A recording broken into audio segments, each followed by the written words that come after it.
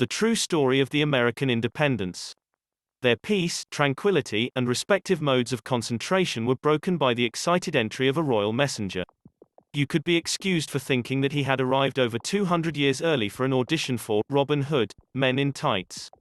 The tight-clad messenger hesitated before the king, seemingly unsure of whether to bow or curtsy. It was not clear whether this was caused by uncertainty over his own sexuality, or that he had been out of the country so long he had forgotten the refinements of British court life. He bowed. "Your Highness," he said, breathlessly. "I have grievous news from the Americas."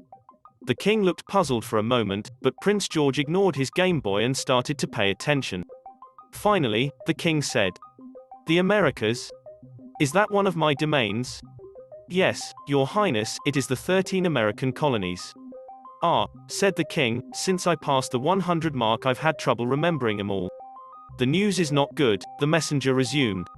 "It seems that some strange illness, a virus, has hit the whole population. It has had a terrible effect, Your Highness. It has affected the vocal cords. All the population is affected." "Why is that so grievous? Do they not have a doctor over there?" the king asked in unworldly innocence. "Your Highness, they can no longer speak the king's English.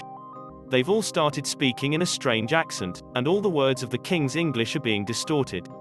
Furthermore, they sound like they're of another world.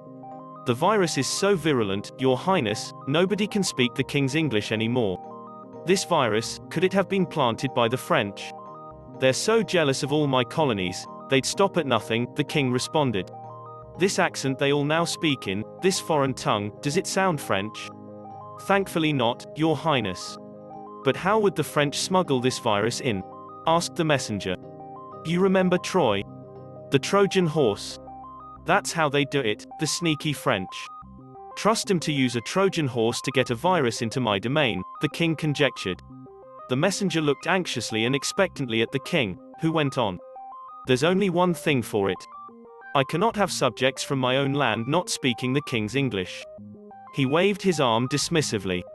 "Get rid of them," he said. "Leave them to fend for themselves.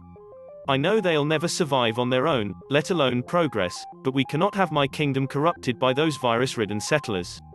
"But Your Highness, don't you think you should visit the territory to assess the problems for yourself?" the messenger suggested. The king shook his head knowingly. "We have no cure for this mysterious virus. What would be the point of my going?"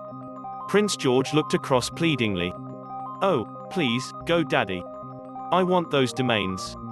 "No son, those colonies are no longer part of my realm, and will not be part of yours to inherit," the king replied. With the wave of a hand, the king dismissed his American colonies. But it was not the end of the story, by far.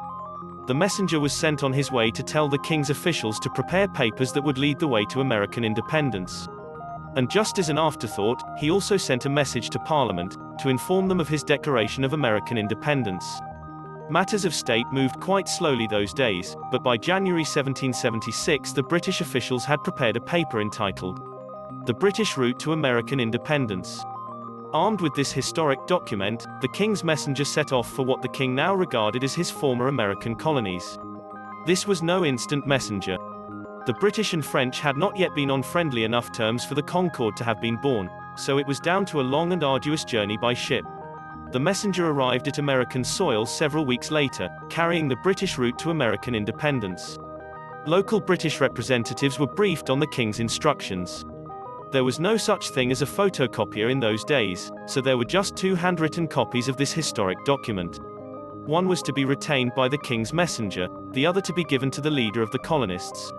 The most common means of communication then was still word of mouth, and that was to lead to a turn of events that has irrevocably altered non-history. Not only was communication verbal, but it was slow. The virus that had afflicted the vocal cords of colonists had already affected the pronunciation of route. What was route in the king's English had become route, as in out, in those affected by this mystery virus. So, as news of the king's declaration began to leak, the initial chatter in American quarters became about the British route to American independence. A British official in Boston heard of all this chatter about American independence and the British route. Now, in the king's English, he thought that the British had been routed, which meant they had been hammered, beaten to a pulp. In a game of football, it would have been alike, one side scoring 13 goals against 0. The British, all of a sudden, had been routed by the American colonists. The British official panicked, and with others in Boston, planned their escape by sea. Their troops had been routed, or so they thought, so they had no choice but to escape on the first ship out of Boston Harbor. That was in May 1776. As the ship left the bay, the people of Boston started to get wind of what had happened. The British troops had been soundly beaten by the colonist forces. They were jubilant, and quickly organized a giant celebration in an open plaza by the sea. The local T-shirt manufacturer quickly designed an American flag, and ran off thousands of T-shirts with the flag printed on the front and back. Local Irish bar owners unlocked their secret vaults of stockpiles of Guinness, and carted the crates out to the plaza for the impromptu celebration.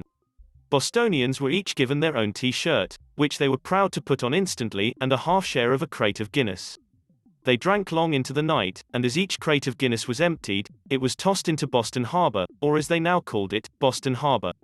This great event became known as the Boston Tea-Shirt Party, later to be revised to Boston Tea Party and moved back to 1773. Over a period of a few months to the end of June 1776, similar scenes were repeated across the colonies. The news of the British rout had reached the British troops in the field, one battalion at a time, and they laid down their arms, believing that their army had been defeated. All the stories circulating were of the British being badly beaten, and soon of mass surrenders. Forlorn British officials who made it back to London were full of stories of army defeats and other humiliation. The troops themselves were too ashamed to return and face the wrath of their king. King George III toyed with the idea of making a speech on the balcony of Buckingham Palace about his granting of independence to the American colonies. However, the court historian pointed out that monarchs didn't yet do such things. A speech in the House of Lords was ruled out, as it was too high a place to discuss settlers, albeit in a former domain. And so it was that on July 4, 1776, the Foreign Secretary stood up in the House of Commons and formally granted independence to the 13 American colonies. Back in the former colonies, things had moved on apace. Stories of victories over the British abounded, but as they had not actually happened, they tended to be vague. There must be some great stories in the war, everyone thought, and in the many victorious battles which had led to the rout of the British troops. But where was the detail? Colony leaders began to despair.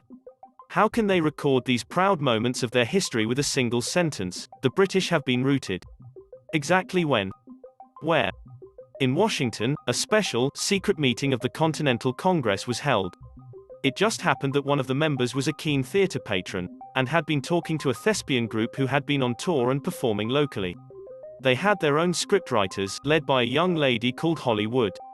An excited Congress, prompted by the forceful Holly, started to piece together the events that led up to what they would announce as the American Declaration of Independence. They decided to start in 1773, and put the historic facts together from there.